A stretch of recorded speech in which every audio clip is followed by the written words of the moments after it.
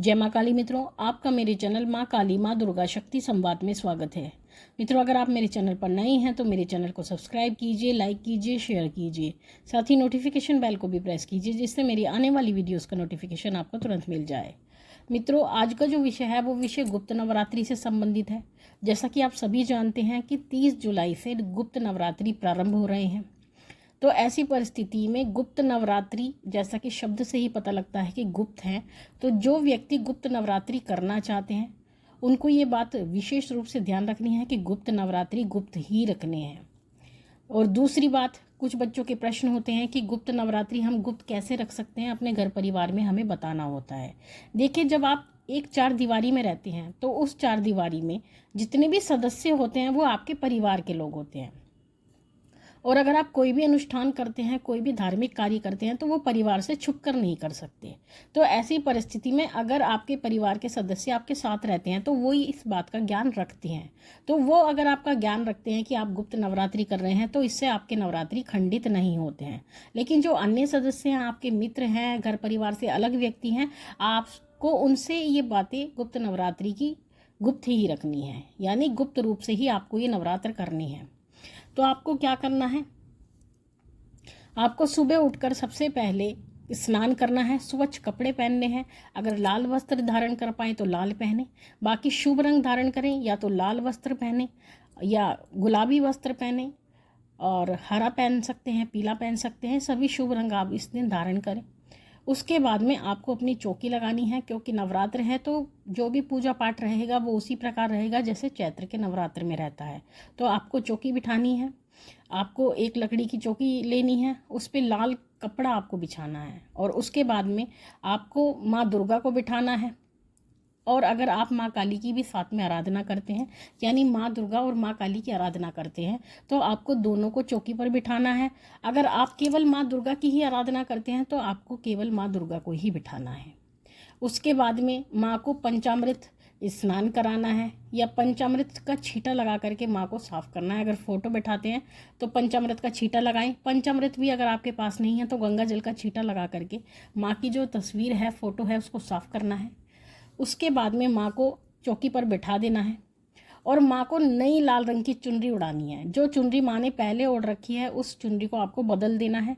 नई चुनरी माँ दुर्गा को उड़ानी है। अगर माँ काली को भी बिठा रहे हैं तो माँ काली को भी नई चुनरी उड़ानी है। उसके बाद में आपको क्या करना है, आपके लिए जो विशेष चीज़ रहती है वो होती है सामग्री। सामग्री में आपको ये ध्यान रखना है कि माँ को भोग प्रसाद रोज़ लगाए जाते हैं नवरात्र के दिनों में। तो आपको सामग्री जो चाहिए उसमें आपको लौंग चाहिए, इलायची चाहिए, पान का पत्ता चाहिए, बताशे चाहिए, पंचमेवा चाहिए, फल चाहिए। अगर आपकी सामर्थ्य है मिठाई लगाने की तो आप मिठाई भी माँ को लगा सकते हैं। तो ये भोग माँ के रहते हैं नवरात्र के समय पर।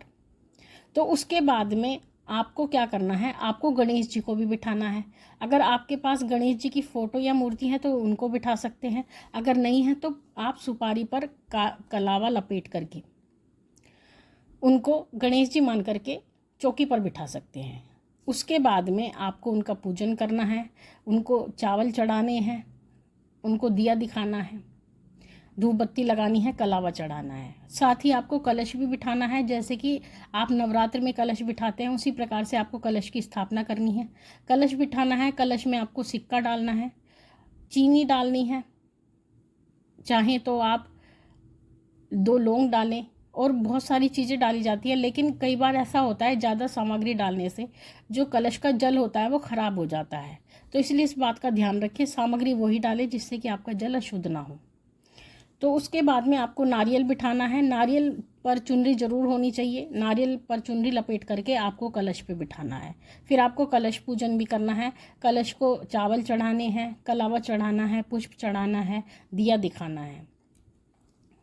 उसके बाद में आपको ये ध्यान रखना है कि जो पूजन आप कर रहे हैं उसमें संकल्प का भी होना जरूरी है। जब आप माँ भगवती को बिठाते हैं, माँ दुर्गा को बिठाते हैं, माँ काली को बिठाते हैं, तो उन्हीं के अनुसार आपको संकल्प भी लेना होता है और उन्हीं के अनुसार आपको दिया भी प्रज्वलित करना होता है। अगर आप माँ दुर्गा को बिठा रहे हैं तो केवल देसी घी की जोत लगेगी, अगर आप माँ काली को साथ में बिठा रहे हैं तो सरसों के तेल की जोत लगेगी, और अगर आप दोनों को बिठा रही हैं तो माँ काली के लिए सरसों के तेल की जोत लगेगी और माँ दुर्गा के लिए देसी घी की जोत लगेगी। इसका आपको ध्यान रखना है।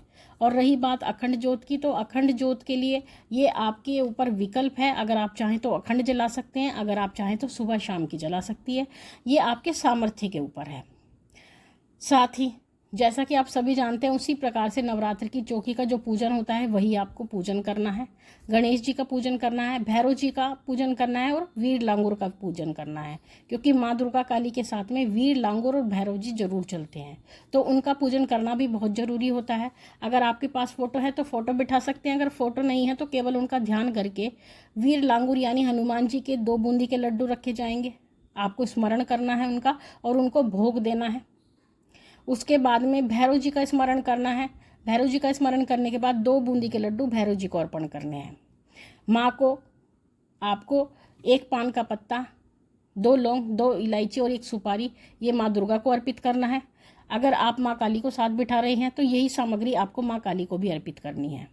पंचमेवा, अगर आप एक माँ को बिठाते हैं तो माँ दुर्गा के लिए पंचमेवा रखी जाएंगी।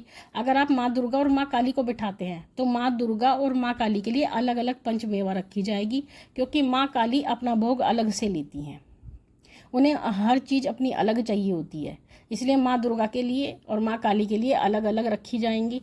साथ ही माँ को आप 2 लौंग और 2 पताशे का भोग नियमित रूप से दें। माँ दुर्गा बिठाई हैं तो माँ दुर्गा को दें और दोनों बिठाई हैं तो दोनों को दें।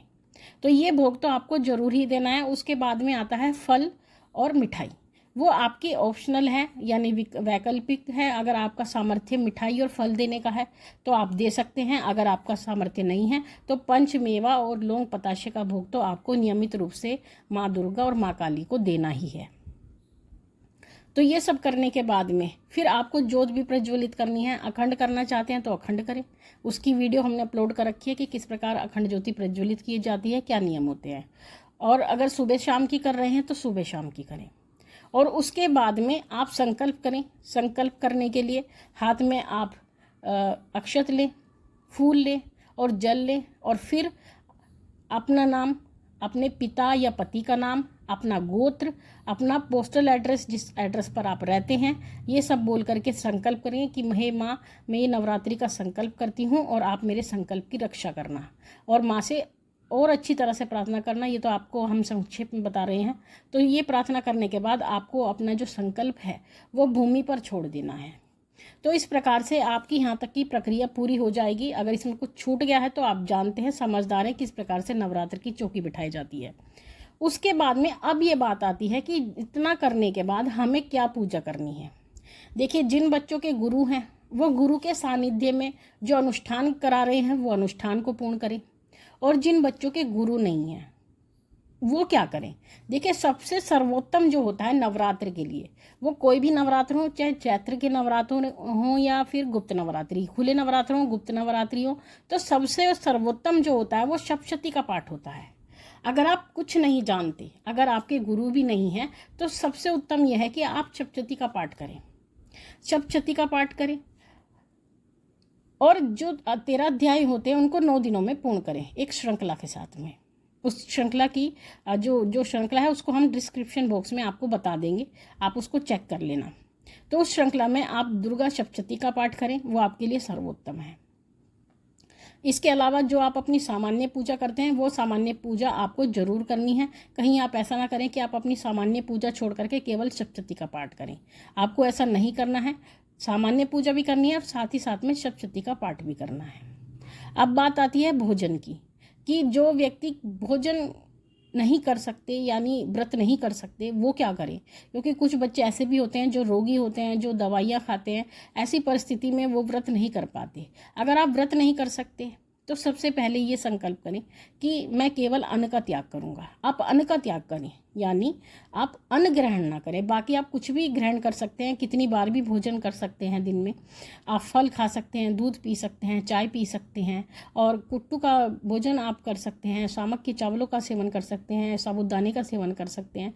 तो इस प्रकार से आप इन चीज़ों का सेवन करके आप अन्न का त्याग कर सकते हैं। और अगर आप अन्न का त्याग नहीं कर सकते तो आप केवल पूजा भी कर सकते हैं। साथ ही सात्विक भोजन लें, लहसुन प्याज का और जो मांसाहारी भोजन होता है उसका बिल्कुल त्याग करें, क्योंकि नवरात्र में ना तो मांसाहारी भोजन और तामसिक भोजन बनता है, और ना ही परिवार के सदस्य भी इन चीज़ों से बचें। तभी आपको पूर्ण फल प्राप्त होगा नवरात्र का। बाकी जो बच्चे नवरात्र के व्रत करते हैं उन्हें एक समय नमक खाना है, इस बात का विशेष ध्यान रखें। नमक का सेवन केवल एक समय करें। मीठा आप खा सकते हैं, अगर आपकी ऐसी परिस्थिति आप नहीं रह पा रहे हैं तो एक समय मीठा खा करके आप एक समय नमक भी खा सकते हैं। तो इस प्रकार से भी आप ये गुप्त नवरात्रि कर सकते हैं। और साथ ही एक बात आप विशेष याद रखें कि नवरात्र में एक नियम आपको जरूर लेना चाहिए, यानी एक नियम एक ऐसी चीज़ होती है जो आपको माँ भगवती के बहुत ही निकट ले जाते हैं। एक त्याग एक ऐसी चीज़ होती है जो आपको ईश्वर के बहुत निकट ले जाता है, और ईश्वर को त्याग पसंद होता है। जो व्यक्ति स्वयं नियम में बंद करके ईश्वर को पाता है, ईश्वर उसको बहुत जल्दी प्राप्त होते हैं। बाकी खुले रह करके आप बिना नियमों के ईश्वर को नहीं पा सकते, बहुत कठिन कार्य होता है।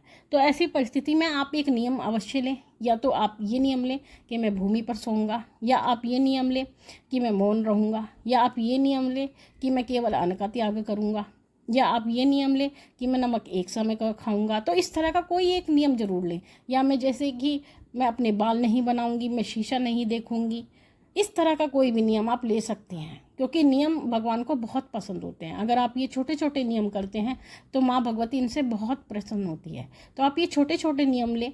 अगर आप ये नियम 9 दिन पूर्ण कर सकते हैं तो माँ भगवती आपसे देखना कितना ज़्यादा प्रसन्न होगी और कितनी कृपा आप उनकी प्राप्त कर पाएंगे।